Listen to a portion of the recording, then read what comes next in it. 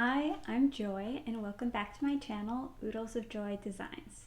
And today we're going to be talking about how I use my digital planner to do a monthly check-in. We're going to talk about reviewing your goals for the month, figuring out where we are in terms of progress on our goals, making sure that our goals we have set for the month are achievable with the time that we have, creating a pivot plan or a plan of action for the rest of the month, and then taking a moment to celebrate our work thus far. So without further ado, we're just gonna jump right in. I always like to start demonstrating why it's helpful to be doing a mid-month check-in on our goals. One of the main reasons why I like to do a mid-month check-in is so that by the end of the month, I'm not surprised by if I achieved the goals or if I didn't.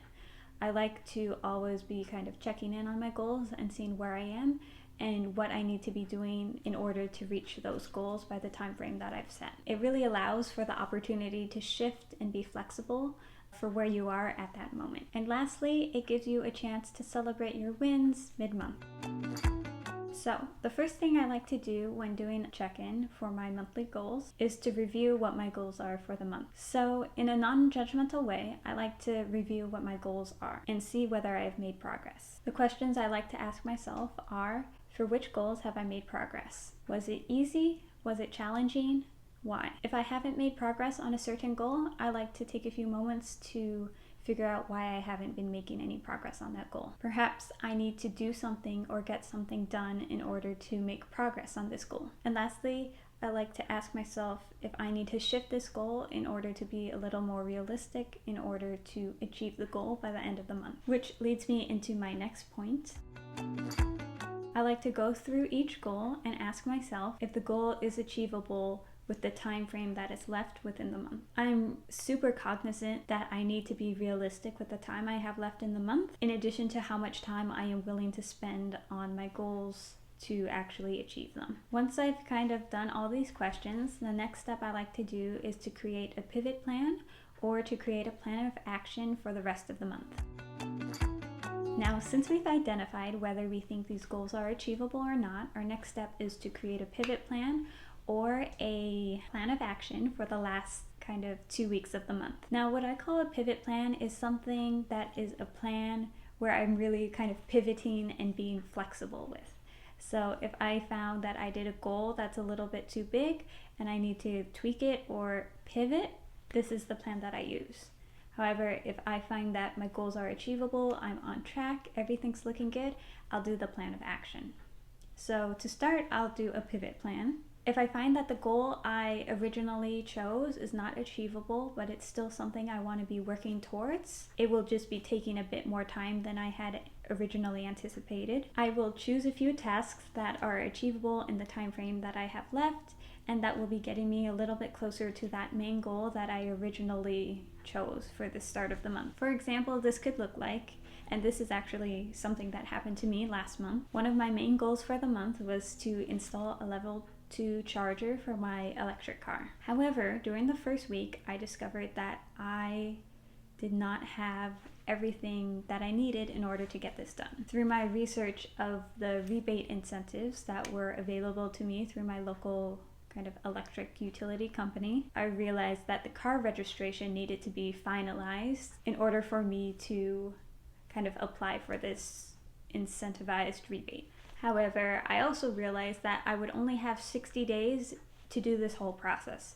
So it was a little funny to me that I would have to wait a little bit of time in order to actually apply, which is fine. I was able to pivot, but this is just what happened.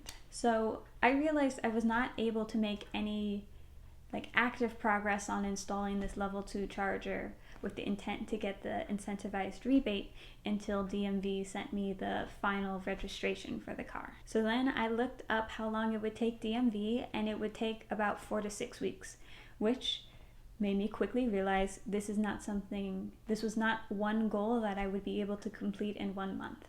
So it was something I had to pivot from. However, it was something that I realized that I could prepare for to fully achieve in the next month. And that's really how I transformed this goal. Instead of having the goal of install the level 2 charger, I made it be more about the prep work. So So the prep work for the goal was now identify what paperwork is needed from me. So that would be like the registration, purchase agreement, etc. Who do I need to contact in order for the work to be completed? And lastly, what forms do I need to fill out in order to be able to get those incentivized rebates? So that was kind of the prep work. And then another thing I wanted to do in conjunction with the prep work is to actually prepare the paperwork. So that meant collecting the items and making sure they were accessible to me in a variety of ways. So scanning the documents that I would need to upload for the application. That way, once everything was ready and prepared, I could just hit the submit button and be done with it. So that's kind of my pivot plan in a nutshell. I identified if it was something that I wanted to continue to work forward. Since it was something that I wanted to continue working for, I figured out 2 steps that I could do to make it a little bit easier and get me a little bit closer to achieving my goal. Now for the plan of action, it's also similar to how I did the pivot plan, except it's more tailored to the main goal that you originally chose. So I like to start by looking at where I am at and where I want to be, and then creating a list of items that I need to get done in order to be where I want to be at the end of the month. Usually I identify where I am and then I identify where I want to be, and then by figuring out what needs to be done, I start from the back. So wherever I want to be, I do like, okay, I want to be here. What's the step I would be doing right before that, right before that, right before that, right before that, and then that's where I am. So before I really start planning out everything, I like to identify how much time I have left in the month. After I've identified how much time I have, what my tasks are, I like to start assigning tasks and action items to each day. I do like to keep in mind that I want everything to be realistic.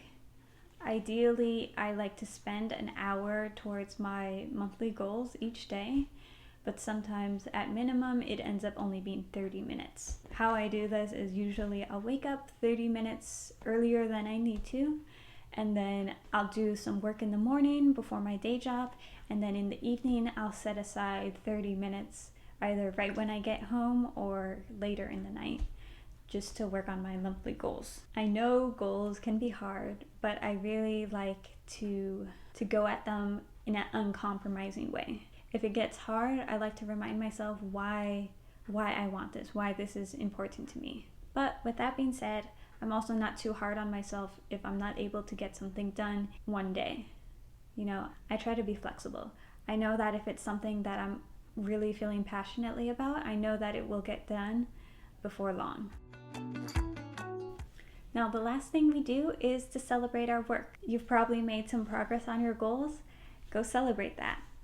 Go share that with your partner. Go talk to your friends about it. Like, just do a happy dance at home. Do something that makes you happy and that really makes you feel good about where you are with your journey and your goals.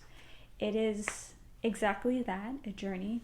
So even if you haven't done anything, like, this was a good opportunity to see where you're at and figure out how you want to be doing the rest of your month. That's really how I do my monthly check-ins. I hope this was an interesting video for you. Thank you so much for watching. I'll be doing more videos on digital planning, so if this is something that you're interested in, feel free to follow along, comment, like, subscribe, the whole deal. If you have any feedback, feel free to let me know. And I think that's it. So, wishing you oodles of joy. Bye!